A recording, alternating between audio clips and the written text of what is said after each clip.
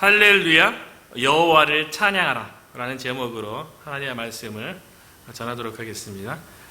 시편 113편은 이스라엘 역사 속에서 하나님께서 어떻게 일하셨는지에 대해서 고백하고 있는데, 주목할 부분은 1절 첫 부분하고 9절 마지막 부분에 할렐루야로 끝난다는 거예요. 할렐루야는 우리가 잘 알고 있는 것처럼 우리가 아까 찬양 가운데에도 할렐루야가 자주 등장했고, 우리가 찬송가든 아니면 복음성가 찬양을 할 때 가장 많이 등장하는 단어가 할렐루야가 아닌가 그런 생각이 드는데요. 할렐루야라는 말의 뜻은, 할렐루는 찬양하라, 야는 여호와를. 야는 원래 하나님의 이름이에요. 하나님의 이름의 흔적인데, 그래서 야, 이사야, 엘리야, 이게 다 이제 하나님의 이름의 흔적인데, 유대인들이 하나님의 이름은 또 거룩하기 때문에 우리가 잘 알고 있는 것처럼 성경을 베끼다가 하나님의 이름 나오면 그 거룩한 이름을 함부로 부를 수도 없고 기록하기도 힘들기 때문에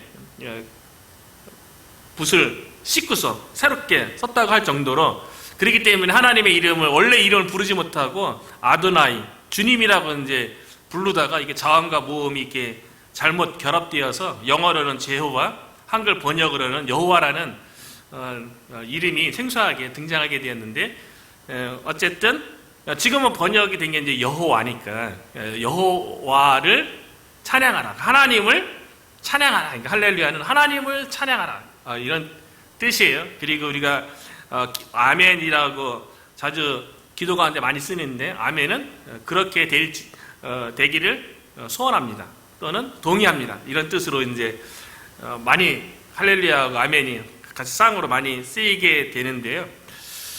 하나님을 찬양하라.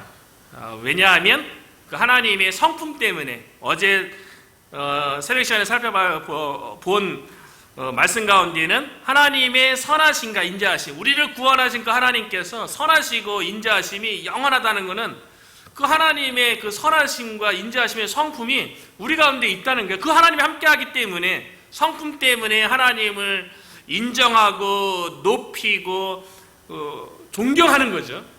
경외하는 거죠. 그리고 때로는 하나님의 일하심 때문에, 내 삶 가운데 내가 알지 못하는 기이한 일들을 행한 것 때문에, 내가 고통당하고 힘들어할 때 그 문제를 해결해주는 하나님의 일하심 때문에, 또는 삶 속에서 하나님의 권능, 영광, 능력, 이런 것을 보게 됐을 적에 하나님을 인정하고 하나님의 이름을 높이고 노래하고 찬양하게 되는 거죠. 여호와의 종들아, 구원받은 하나님의 백성이라면 하나님을 찬양하고 하나님의 이름을 높이 드리게 돼야 된다고 이제 시편 저자는 고백하고 있는데요. 이틀 전에 어머니로부터 전화가 왔어요. 일반적으로는 제가 이제 1주나 2주에 한 번씩 부모님께 안부 전화를 하는데, 어머니가 갑자기 이제 전화가 오셨어요. 근데 전화하신 이유가 뭐냐면, 참 하나님께서 일하시는 게 참 놀랍고 은혜다라고 그런 생각이 들었는데, 할아버지 산소를 이제 처분하게 되었어요. 그 옆에 이제 고속철도가 지나가고, 그래서 이제 그 산소를 이제 처분하게 되었는데요. 그러니까 이제 부모님은 다 20년 전에 이제 예수님을 믿으니까 이장을 한 것이 아니라 할아버지 산소에 있는 관을 이렇게 다 이렇게 꺼내서, 지금은 이렇게 함부로 이렇게 산소를 막 이장하거나 화장을 하더라도 법대로 해야 된다 그래요. 그래서 그 업체 사람을 고용해갖고 산소를 다 파헤치고 관을 딱 열어서 화장터에 가서 다시 그 유골을 다 화장한 다음에 그걸 거기서 또 빠진 거 가지고 또 아무 데나 하면 안 되고 또 버려야 되는 장소가 다 있다 그래요. 그래서 이제 아버지하고 어머니하고 이제 남동생이 가서 이제 그 산소를 이렇게 처분하는데요. 업체하고 같이 갔는데 그런 고백을 했다 그래요, 아버지가요. 그 산소 이렇게 관을 딱 열었는데 뼈만 이렇게 고스란히 이렇게 남아 있더래요. 근데 그걸 보고 그걸 이제 다 이제 업체에 의해서 빠서 또 배를 또 사서 또 인천 앞바다. 아버지가 용류도가 또 많이 고향으로 살았었고, 또 할아버지 고향이 황해도 연말군이고 바닷가고 그러니까 그 바닷가에다 이렇게 뿌려줬대요. 나중에 그 화장하고 나면 한 줌밖에 안 되잖아요. 근데 아버지가 그 관에서 이렇게 다 꺼냈을 적에 뼈밖에 안 남은 그 딱 모습을 보고서 그런 얘기를 했다 그래요. 아버지가 어머니한테. 아, 인생이 죽으면 저렇게 뼈밖에 안 남는데, 그렇게 얘기했대요. 아, 놀라운 거야. 아, 죽으면, 그러니까 아버지하고 어머니가 예수님 믿기 전에 한 25, 6년 전인데, 예수님 믿기 전에 저한테 늘 뭐라고 부탁을 하셨냐면, 부모님이 돌아가시면 화장하지 말라는 거야. 반드시 양주에 바른 것에 묻어주고 화장하지 말라는 거야. 왜냐하면 화장하면 너무 뜨겁다는 거야. 너무 고통스러울 거라는 거야.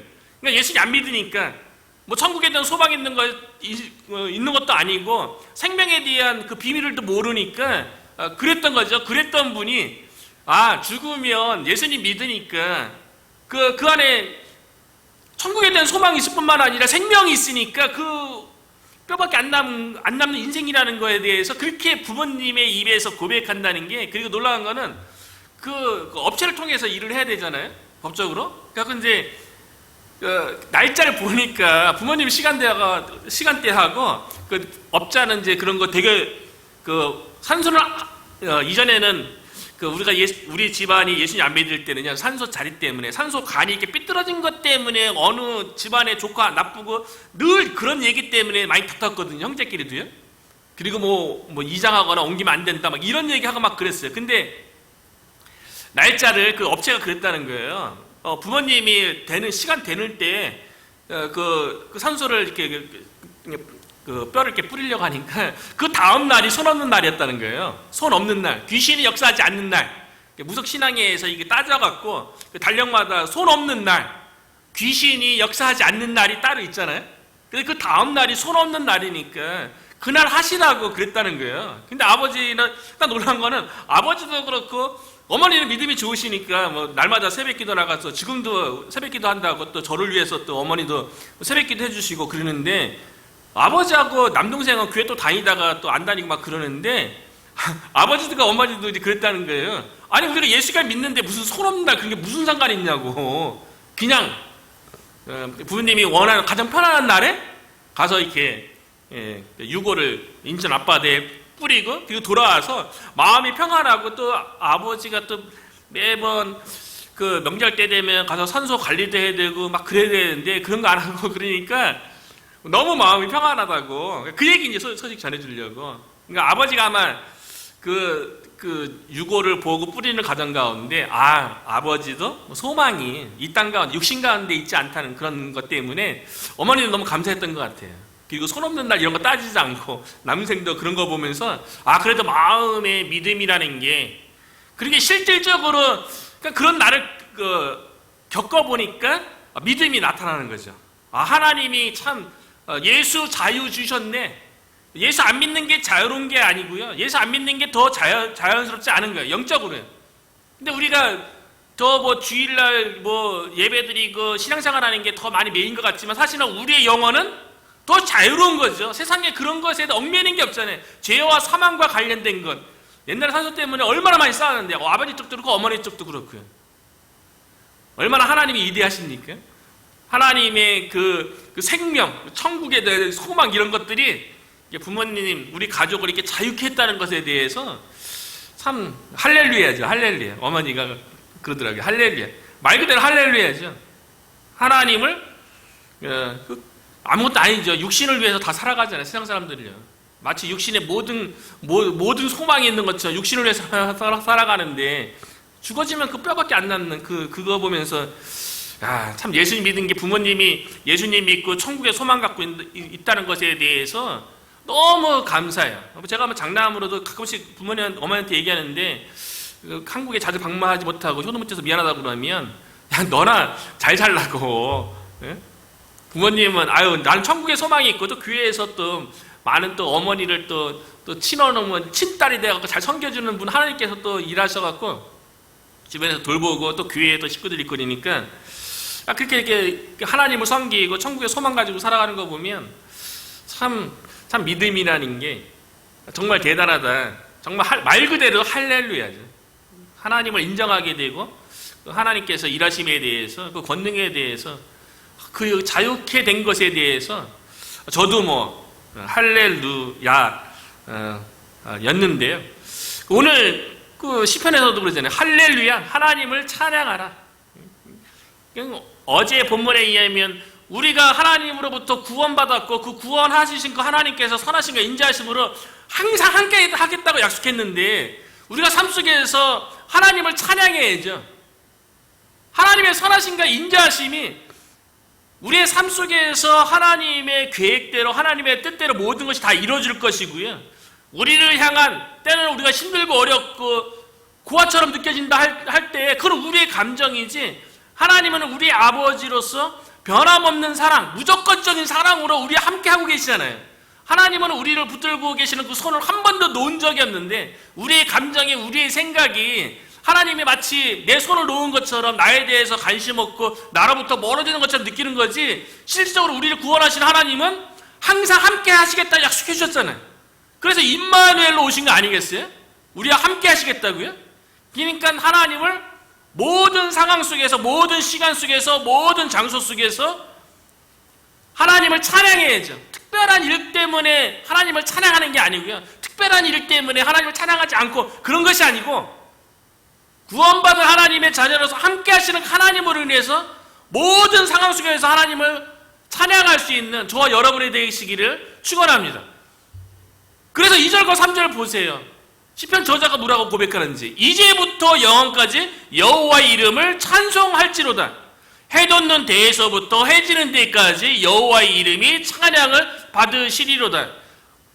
구원받은 하나님의 자녀라면 그 하나님의 은혜, 생명을 경험한 자라면 저희 부모님처럼 뭐 산소 처분할 그런 상황 속에서 놀랍도록 그때는 특별하게 우리가 하나님의 은혜를 경험하게 되지만 그 전에 이미 하나님의 놀라운 구원의 은혜를 경험했잖아요. 생명의 은혜를 경험했잖아요. 그렇기 때문에 이제부터 영원까지 모든 시간 속에서 해 돋는 데에서부터 해 지는 데까지 모든 장소 속에서 우리가 하나님을 찬양해야 된다는 거예요. 그런데 특별히 2절과 3절 이렇게 다시 읽어보니까 2절에서는 찬송할지로다. 우리가 능동적으로 하나님의 이름을 높이는 거잖아요. 하나님의 성품, 하나님의 능력, 하나님의 일하심, 하나님의 섭리 이런 것 때문에 우리가 하나님을 찬양하는데 능동적으로 찬양하는 건데요. 3절은 보니까 모든 장소 속에서 해 돋는 데부터 해 지는 데까지 모든 장소를 얘기하는 거잖아요. 여호와 이름이 찬양을 받으시리로다. 이 구절을 묵상하는 가운데 하나님의 마음은 모든 장소에 있는 모든 사람들이 실질적으로 이 세상에 있는 예수를 믿든 안 믿든 교회 다니든 안 다니든 이 세상에 있는 모든 사람들은 하나님의 백성이에요. 예수 안 믿는 사람은 구원받지 못한 하나님의 백성이죠. 왜냐하면 세상에 있는 모든 인생은요 하나님으로부터 그 생명이 다 주어진 거예요. 그런 측면에서 하나님의 구원받은 하나님의 백성이 아니라 생명의 기원이 어쩌다가 부모님에 의해서 우연히 태어나고 그런 것이 아니라 이 역사 속에서 이 시간 속에서 이 장소 속에서 태어나게 하신 하나님의 계획이 다 예수 안 믿는 사람도 하나님의 주권 가운데 다 있는 거죠. 그런데 구원받지 못한 하나님의 백성이 불신자들이고 구원받은 하나님의 백성이 바로 저와 여러분이 되는 거죠. 그런데 시편 저자가 뭐라고 얘기합니까? 모든 장소 속에서 하나님의 이름이 찬양을 받으시리로다. 찬양을 받으시기를 원하신다. 하나님의 구원받은 하나님의 백성을 통해서 모든 사람들이 하나님을 찬양하기를 원하신다. 그렇게 받아들여지는 거예요. 단순히 구원받은 하나님의 백성을 통해서만 하나님만 인정받고 하나님이 높아지는 것이 아니라 그 구원받은 하나님의 백성을 통해서 아직 구원받지 못한 모든 백성들이 해 돋는 데에서부터 해 지는 데까지 있는 모든 백성들이 하나님을 찬송 받으시게 하라. 그러니까 피동으로 기록되어 있잖아요. 그 누군가에 의해서 하나님을 찬양하도록 만들어야죠. 하나님을 찬양하도록, 찬양 받으시도록 그 일을 누가 해야 됩니까? 우리가 해야 되는 거죠. 우리가 예수 그리스도의 복음을 통하여서 하나님을 알지 못하는 흑암과 그늘 가운데 앉아있는 그 영혼들, 예?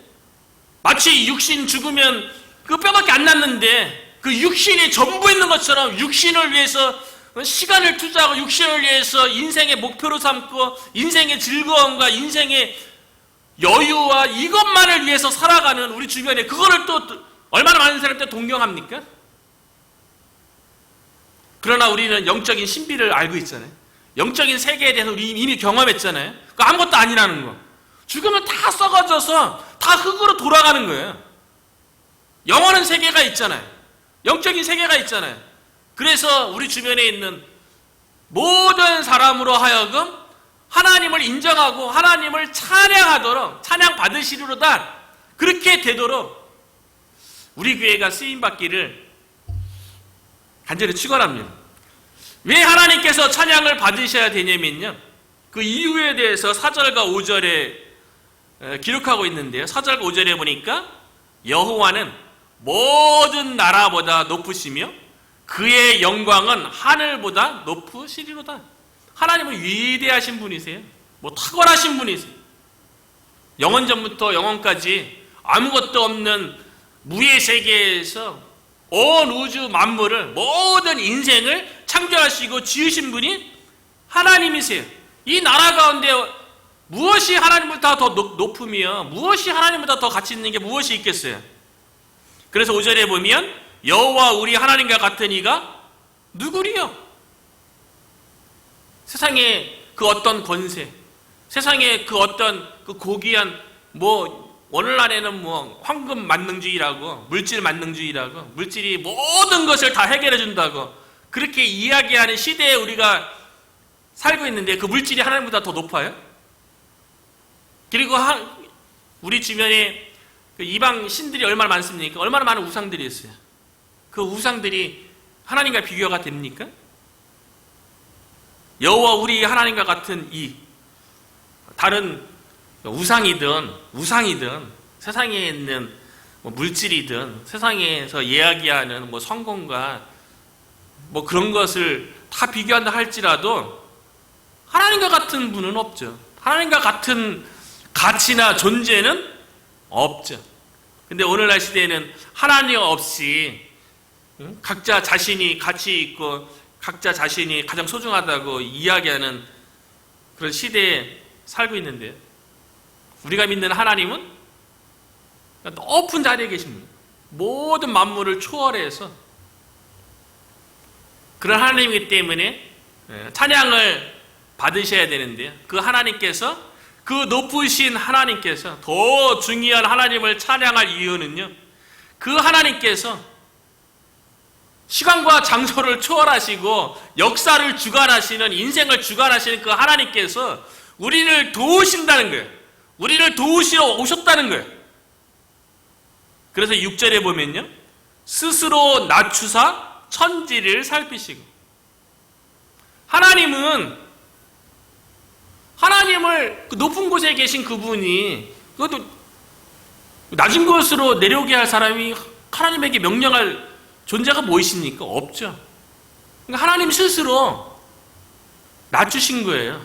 왜요? 천지를 살피시기 위해서, 하나님의 백성을 살피시기 위해서.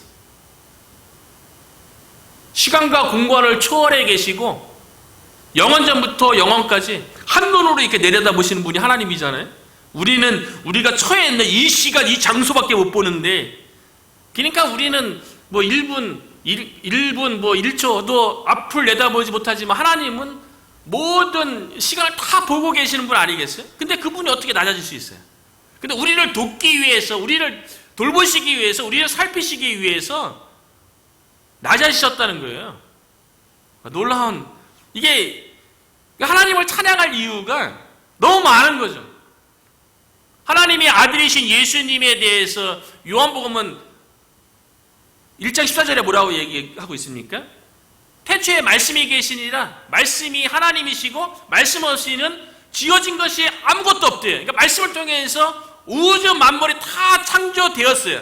그렇게 말씀은 하나님이시고 그 말씀은 초월적이고 탁월한 존재예요. 그런데 요한복음 1장 14절에 보니까 말씀이 육신이 되어 우리 가운데 거하시며 스스로 낮아지신 거예요. 왜 말씀이 왜 스스로 낮아지십니까? 시간과 공간을 초월하신 분이 시간과 공간 속에 돌아온다는 것은 그것 자체가 엄청나게 낮아지신 거죠. 하나님이 인간 된다는 것 자체가 놀라운 낮아지심이죠. 그래서 빌립보서 2장에 보면 사도 바울이 뭐라고 예수님에 대해서 찬양합니까?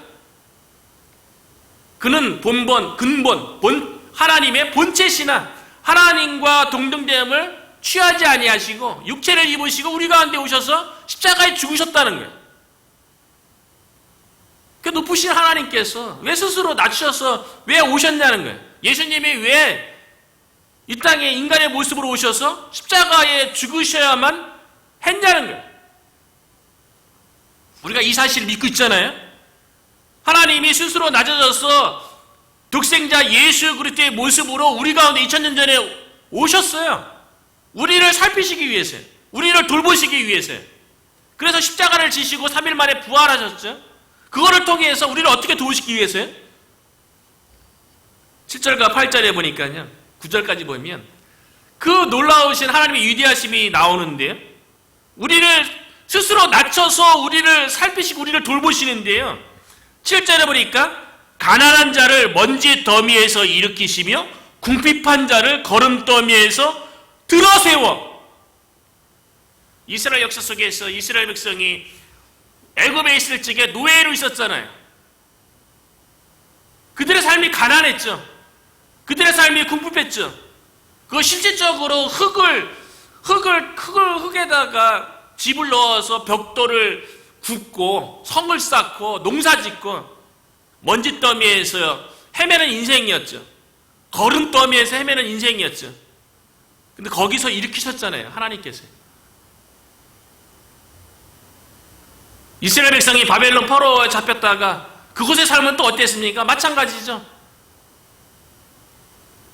가난한 자를 먼지더미야 거름더미에서 세워주시는 거예요. 우리들의 인생은 어떻겠어요? 사실은 모든 것을 초월해서 계시는 그 하나님 입장에서 우리 인생을 바라보면요. 지난번에도 설교했지만 아담이라는 뜻 자체가 인류의 첫 조상인 아담이라는 말 자체가 히브리어로 아다마, 흙, 먼지, 티끌 이거에서 다라고 왔다 그랬잖아요. 그러니까 아담이 흙으로 지었기 때문에 그러니까 아담이 된 거예요. 흙, 먼지, 티끌, 아다마로 아담을 지으신 거예요.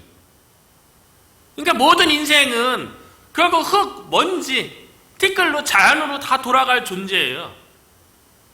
그 거룩하시고 그 뛰어나신 하나님 입장에서 온 우주 만물을 창조하신 그 하나님 입장에서 인간을 딱 바라보면요.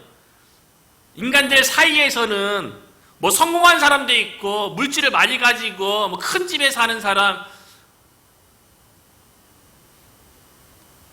자기 스스로 모든 것을 누리고 즐기는 인생 막 있는 것 같지만 하나님 입장에서 보면 다 먼지더미예요. 다 거름더미에 있는 거죠. 그 가운데 우리가 다 하나님의 은혜로 구원받고 세움을 받은 존재 아닙니까? 하나님께서 얼마나 구약 성경 역사 속에서도 보면 가난한 자, 궁핍한 자를 이렇게 세운 구체적인 하나님의 사람들이 또 얼마나 많아요. 요셉도 마찬가지고요. 애굽에 노예로 팔려갔는데 하나님께서 세워서 애굽의 총리를 세웠죠. 다니엘과 다니엘의 세 친구도 마찬가지죠. 바벨론 포로로 잡혀가서 그곳에서 고통 가운데 있을 때 하나님께서 그 다니엘과 세 친구를 하나님께서 세워주셨죠. 위대한 지도자로 세워줬죠. 이스라엘 민족 자체도 구원하셔서 하나님께서 지도자의 나라, 거룩한 백성, 제사장의 나라가 되게 하셨죠. 모든 민족 가운데 뛰어난 민족으로 삼아주셨죠. 저와 여러분도 이 세상 가운데 지도자로 우리를 다 불러주신 거 아닙니까? 교회에 뭐 직분 가지고 지도자 얘기합니까? 그게 아니고 구원받은 우리가 다 이 세상 가운데는 다 지도자로 세우심을 받은 거예요. 세상 속에서 제사장의 나라로 거룩한 백성으로 하나님의 빛과 하나님의 영광을 나타내도록 우리를 다 세우셨다는 거예요. 그 일을 하신다는 거예요. 얼마나 놀랐습니까? 우리가 이 사실을 믿어야죠.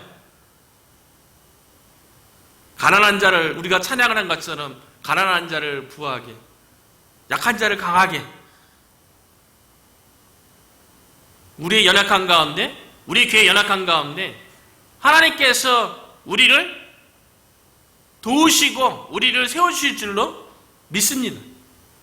그리고 8절 마지막 9절에 보세요. 그 하나님께서 우리를 어떻게 도우시는지, 또 임신하지 못하던 여자를 집에 살게 하사. 임신 못하면 구약이나 신약이나 오늘날은 바뀌었죠. 예전만 하더라도 임신 못하는 여자는 집에서 쫓겨나는 거죠. 그런데 임신하지 못하는 여자를 집에 살게 하사 결국 자녀를 낳게 해서 자녀들을 즐겁게 하는 어미가 되게 하시는도다. 대표적으로 사라가 그렇죠. 잉태치 못하는 그 상황 속에서 하나님의 부르심 받았죠. 그 믿음의 조상 가운데 리브가도 그렇고 라헬도 잉태치 못했는데 하나님께서 자녀를 주셨죠. 그리고 우리가 대표적으로 구약에 잉태치 못했던 여인으로서 자녀에게 기쁨을 주었던, 그래서 이스라엘 민족 전체에 위대하게 쓰임받았던 사무엘을 낳은 한나가 있죠. 하나님께서 어쩌면 우리의 모습이 잉태치 못하는 여인의 모습일 수도 있어요. 어쩌면 그런 상황 가운데 우리가 있죠. 그런데 우리가 서두와 마지막에 할렐루야, 하나님을 찬양하라, 할렐루야, 하나님을 찬양하라, 하나님을 인정하고 하나님의 이름을 높이고 하나님의 그 성품과 권능, 그걸 인정하고 높이면 우리의 각자의 삶 가운데 잉태치 못하는 여인과 같은 고통과 아픔이 우리가 다 있죠. 우리 교회도 그 고통 가운데 있는 거 아닙니까? 여인이면 자녀를 낳아야죠. 교회면 생명을 낳고 성장해야죠. 그렇지 못한 가운데 우리가 있잖아요. 그런데 할렐루야, 하나님을 찬양하라. 저와 여러분이 모든 상황 속에서 하나님을 찬양하고 하나님을 의지하게 된다면 그분이 스스로 낮춰서 우리 가운데 오셔서 우리를 도우시는데, 우리로 하여금 열매 맺게 하고 우리가 직면한 모든 고통과 아픔 가운데에서 높은 곳으로 들어 저와 여러분을 사용하게 되실 줄로 믿습니다.